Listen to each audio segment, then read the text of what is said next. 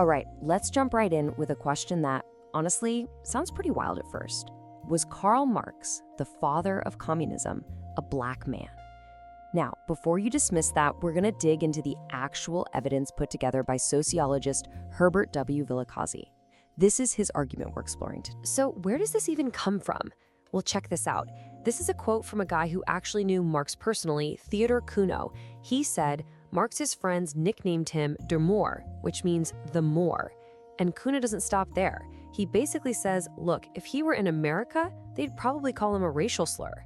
I mean, wow, that nickname right there is really the starting pistol for this whole investigation. So the person who put all this together is Herbert W. Villacazzi, a black South African sociologist.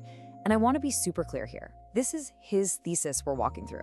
He's the one telling us, hey, maybe we should take another look at the history books and question the picture we all have in our heads of this incredibly influential figure. And you can imagine, this idea didn't exactly go over smoothly. Villacazzi actually tells this story about how, when he first shared his research, a colleague of his literally felt his forehead and was like, Herbert, are you feeling okay? And that reaction, I mean, it tells you everything, right? It shows just how baked in our image of Marx is and how tough it is to even suggest something different. Okay, so what's the actual evidence here? Let's get into it. And we'll start with the most direct stuff you can get. What did the people who knew him, who saw him every day, what did they say he looked like? A modern biographer, Saul Padover, is pretty blunt about it. He describes Marx as exceptionally dark and conspicuously exotic. Now, those words aren't subtle. They're painting a picture of a man who really physically stood out from the other Europeans around him. And then there's this from Friedrich Engels, Marx's best friend and closest partner. He said Marx had a complexion as dark as it is generally possible for a South European to be. I mean, coming from the person who knew him best, that's a pretty powerful description. The evidence even comes from inside his own home. His wife, Jenny, had this pet name for him, Schwarz-Wilchen. Now, Villacazzi points out that Schwarz is just the German word for black. So she was affectionately calling him her black little wild one. And let's go back to Theodor Kuno, the friend we heard from at the start. When he described meeting Marx for the first time, he didn't just mention his dark complexion.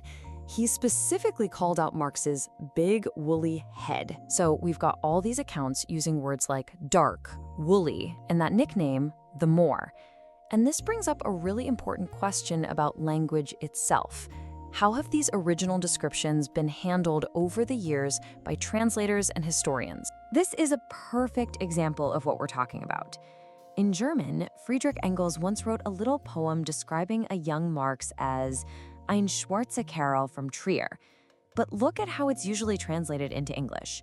A swarthy chap. And just so we're all on the same page, the German word Schwarz isn't some obscure, complicated term.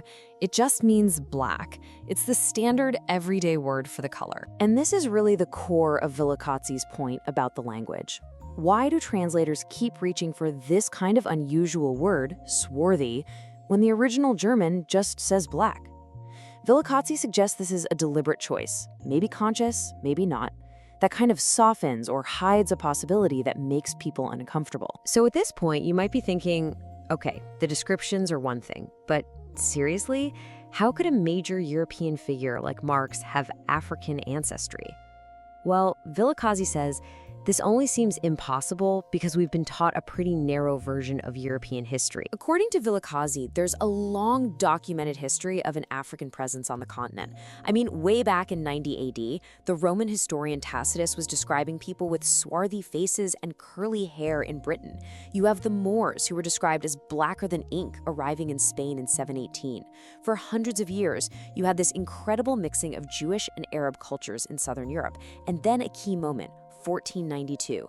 When Jews and Moors were kicked out of Spain, many of them who had lived together for generations moved north into the rest of Europe. And that's the connection to Marx. Villacazzi's argument is that many European Jews, especially those with family trees going back to Spain and Portugal, had African ancestry from those centuries of intermingling with the Moors. And Karl Marx? He came from a long, long line of Jewish rabbis. Now here's where it gets really ironic. Villacazzi digs up this quote from Marx himself, talking about a rival socialist named Ferdinand Lassalle.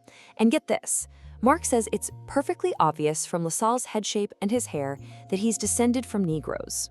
So Marx is literally using the exact same physical logic to describe someone else that Villakazi is now using to describe him. But Villakazi's argument doesn't just stop with Karl Marx.